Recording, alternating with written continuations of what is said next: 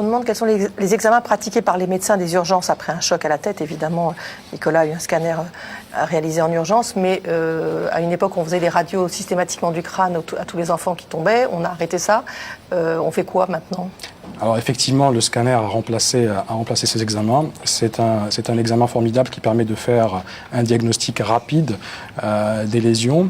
Le fait que le traumatisme soit ou fasse partie d'un polytraumatisme conduise à faire un scanner de tout le corps.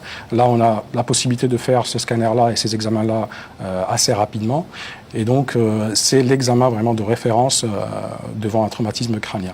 Après, il y aura d'autres examens qui seront faits quand le patient sera hospitalisé en fonction des lésions qu'on va trouver, en fonction de l'évolution des malades. Dans les traumatismes, Chloé Berthelot, je rappelle que vous êtes chirurgien maxillofacial. Est-ce qu'on peut avoir des blessures et des lésions au niveau maxillofacial qui ne soient pas apparentes ?